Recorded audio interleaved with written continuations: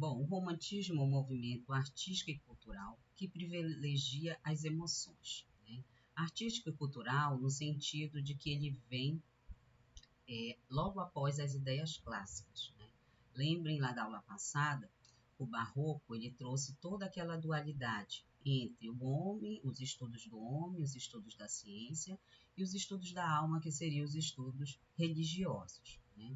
Então, no movimento romântico, ele vai trazer novamente os estudos científicos, né? Por isso que ele se torna um movimento artístico, porque é um grande desenvolvimento das artes, né? Da pintura, da arquitetura, da literatura, né? E toda a arte ela é uma representação cultural, né? De uma sociedade. Então, ela traz ideias que privilegiam as emoções, privilegia a alma do poeta, né? A sua subjetividade. O que seria essa subjetividade? Seria o que está dentro do ser, né? Então, ele tenta, através da sua arte, representar os sentimentos mais profundos do seu eu, né? E o individualismo. Por que o individualismo? Porque vai trazer as ideias do eu lírico do poeta, né? Claro que sempre o poeta se baseia em uma realidade. Então, ele vai trazer sentimentos, emoções que qualquer ser humano pode viver naquele momento ou em determinados momentos. Conceitos individualizados como do amor, né, da paixão, da própria religião. Então, ele vai trazer o que o ser humano sente, né, no seu lado mais íntimo. Contrário ao objetivismo, né, que o classicismo traz essa ideia objetiva dos estudos da arte como forma, né, a literatura era feita de uma forma perfeita, com versos metrificados, com formas bem elaboradas, linguagem rebuscada, uma linguagem mais elaborada, mais bem trabalhada, né? E as tradições clássicas da perfeição. Né? Então, o classicismo ele traz a ideia do que é perfeito. O homem, por exemplo, seria uma representação perfeita da criação. Né? Ele representa uma visão do mundo centrado no ser humano. Né? Seria o ser humano novamente foco de estudo, porém agora o seu estudo seria de dentro, da sua alma, dos seus sentimentos, com destaque para as sensações humanas e a liberdade de pensamento. Então, o que o poeta traz dentro do romantismo? Né? Os estudos do homem, os estudos do ser, porém trazendo os seus sentimentos, o que está contendo dentro da sua alma, dentro do seu ser. O romantismo surgiu na Europa no século XVIII, no contexto da Revolução Industrial. Né? Então, lembrem que nós estamos vivendo nesse momento as ideias do renascimento, né? Dos estudos, da ciência, da filosofia. Então, nesse momento, se traz também, no contexto histórico, a relação da Revolução Industrial, que vem logo após a ascensão da burguesia. Então, surge uma nova classe, surge uma nova política, e com isso também se traz uma revolução. O homem trabalhador começa a se evoluir, a se revolucionar diante do seu trabalho. E do iluminismo, as ideias iluministas são as ideias da arte, as ideias da filosofia, as ideias da ciência, movimento intelectual e filosófico baseado na razão.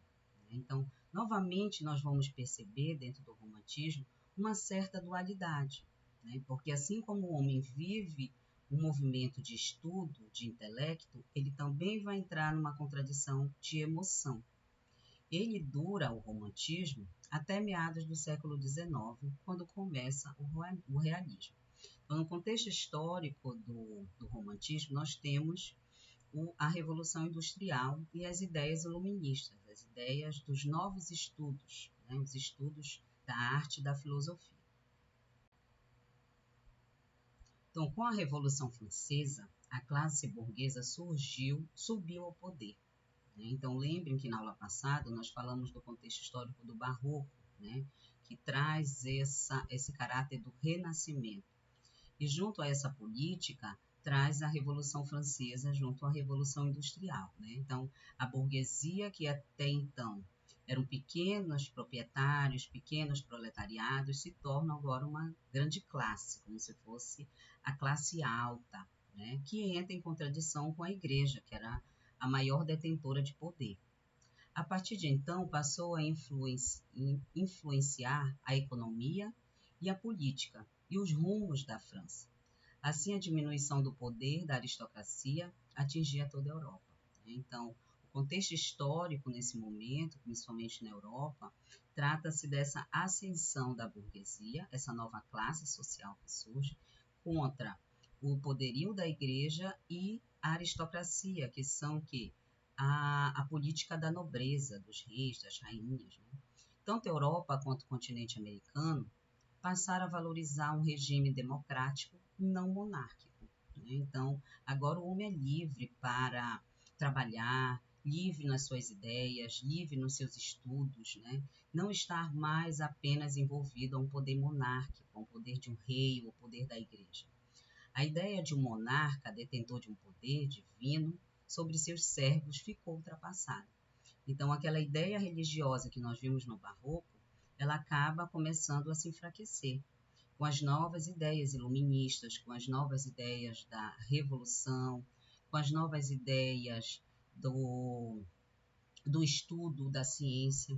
Agora havia uma nova força política, isto é, o cidadão burguês, com deveres, mas também com direitos. Né? Que isso é muito relacionado ao que nós vivemos hoje. Né?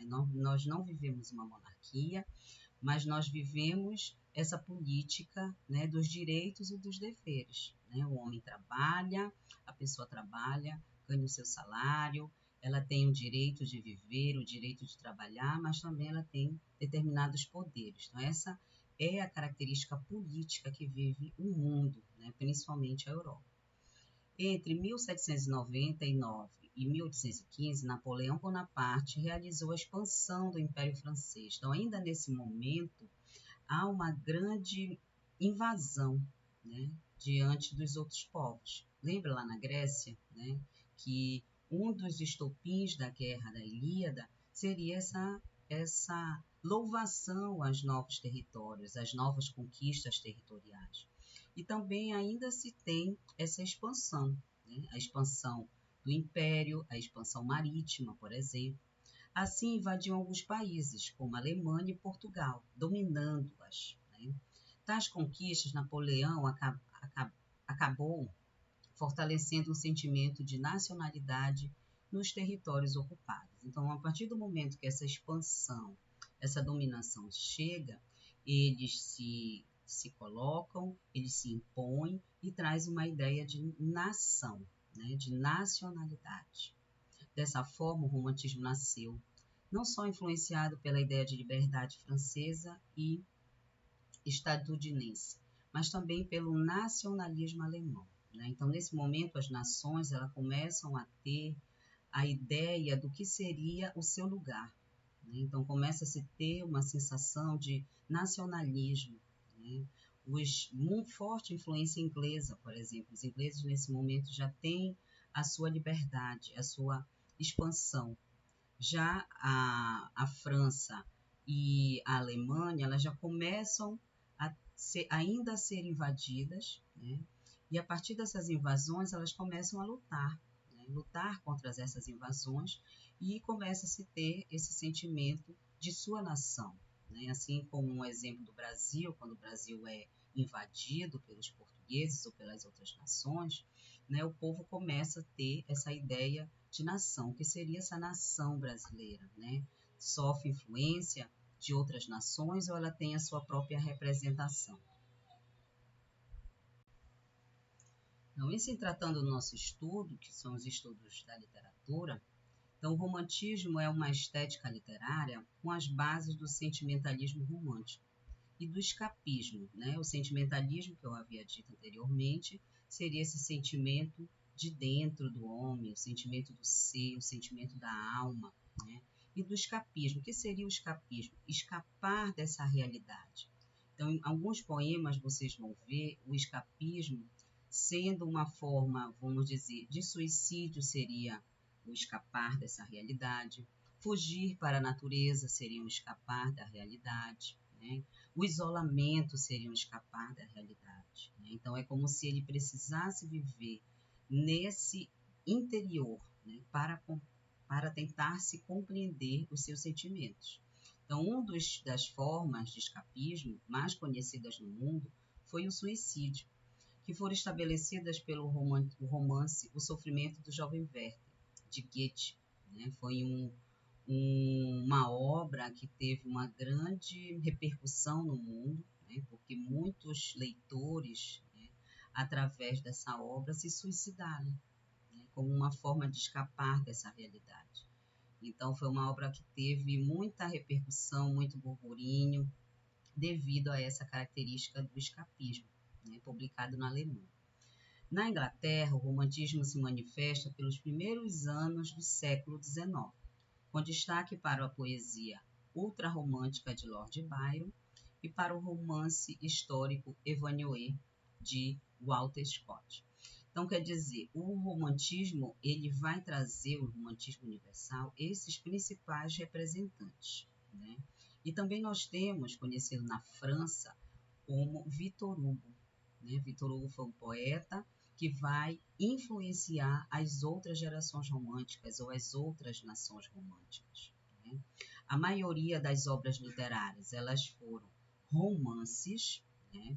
Nós vimos muito poemas, até então o barroco é representado pela literatura através do poema. Já o romantismo ele vai trazer muitos romances, né? E também algumas representações literárias pela poesia. Então, as principais características do romantismo é a oposição ao modelo clássico, né? Então, o romantismo traz ideias subjetivas e o classicismo traz a ideia objetiva, né? Então, ela vai contra as ideias da forma, as ideias da ciência, né? Estrutura do texto em prosa e longa, né? Lembra que eu disse anteriormente que a maioria das representações literárias do romantismo ela é através de romances, né? Poucos se vê poetas fazendo literatura romântica. Desenvolvimento de um núcleo central. O que seria esse núcleo central? É como se fosse um enredo, né? Então, se fosse a ideia principal do enredo, que seria o amor, a paixão, o casamento, o sofrimento, então ele sempre vai trazer um núcleo central, uma ideia central para que toda a história venha ocorrer através dela. Narrativa ampla, refletindo uma sequência de tempo, né? Então, como se trata de uma narrativa ou de um romance, ele sempre vai ter um caráter mais longo, né? De vários personagens, tempo, espaço, enredo. Então, vai trazer essa relação de vários elementos dentro de um texto, bem diferente do poema, né? Que nós temos um texto pequeno, em versos, trazendo várias ideias dentro do seu texto. O indivíduo passa a ser o centro das atenções. Então, é o homem, a sua individualidade, né? A sua subjetividade, o seu intimismo é que vai estar centrado todo o personagem dentro da obra. Surgimento de um público consumidor, o folhetim. Então, é nesse momento do romantismo que começa a se surgir os primeiros textos de folhetim. O que eram textos de folhetim? Eram pequenos capítulos escritos várias vezes e distribuídos, né? Então, esses capítulos eram distribuídos à sociedade e a cada semana, vamos dizer, eles recebiam um capítulo novo, bem parecido com o que nós conhecemos como a telenovela, né? Em que todo dia se tem um capítulo até chegar ao enredo final, até chegar à narrativa final. Então, assim era distribuído o romance, né? O romantismo, a ideia do romantismo, da ideia do romance, ela vem no sentido do romantismo. Então, é uma narrativa longa, né, que vai trazer um público que vai ler. Então, é hoje o que nós conhecemos como romance, né, como uma história, como os livros, só que hoje compilados, todos resumidamente escritos dentro de um livro. Mas, antigamente, eram distribuídos só apenas pequenos capítulos. O uso de versos livres e versos brancos. Quando nós tratamos de poesia, eles vão ter métricas, né? Eles não vão ter regras para a construção do poema, como era a ideia do classicismo. Vão ter versos livres. O que são versos livres? Versos sem rimas, né? Não necessariamente um texto ou um poema precisa se ter rimas, né? Então, ele vai principalmente focar na ideia, né? Na intimidade, na subjetividade. E versos brancos, então, não há métrica, versos decassílabos, versos alexandrinos, com toda uma métrica de tantos versos precisa ter dentro de um poema. Não, eles não passam a se preocupar com isso, mas eles passam a se preocupar com a essência do texto, o que o texto quer transmitir ao leitor. Exaltação do nacionalismo, lembre, né? Essa questão da expansão traz a ideia de nação, né? O povo começa a se pensar que eu existo dentro dessa sociedade, então eu preciso dar valor a esse lugar, a essa nação, da natureza e da pátria, né? Então, a valorização do seu lugar, a valorização do seu país, a valorização da sua nacionalidade, de um sentido patriota. Idealização da sociedade, do amor e da mulher. Então, a sociedade, né, ela era idealizada, né? O poeta passa a se pensar numa sociedade como ele gostaria que fosse, né? Ele não traz uma ideia da realidade representada dentro do texto, uma verdade. Não, ele idealiza, ele cria, de fato, um romance e toda a sua sequência de espaço, né? A idealização do amor, né? Então, um amor não correspondido ou um amor que ele desejava ter. Então, tudo faz parte da criação do poeta, do escritor. E da mulher. A mulher não vai vir como o classicismo, né? A ideia da mulher em sua forma real, né? Mas normalmente ela vai vir com uma espécie de um espectro. O que seria um espectro? Seria uma espécie de uma alma, né? O corpo da mulher seria a sua própria alma. Então, a mulher morta, por exemplo, né? A mulher santa, né? A mulher que não pode ser tocada. Então, há toda essa idealização. Criação de um herói nacional. Então, nós vamos ver um representante para esse enredo, né? É ele quem vai trazer toda a história, contar toda a história, né? Então, ele vai trazer as representações da sua nação em sua personalidade. Sentimentalismo e supervalorização das emoções pessoais.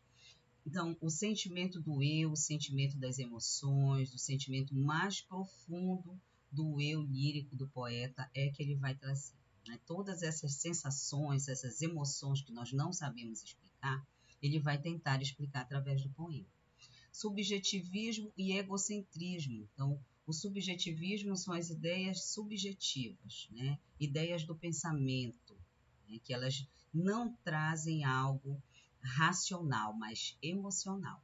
O egocentrismo seria o que está dentro do poeta, né? O que ele mais traz de profundo da sua alma. Saudades da infância, né? Então, uma das características do romantismo para essa ideia de subjetividade seria o momento da infância, né? Para ele, a infância seria o período mais puro, né, do ser humano. Seria o momento em que mais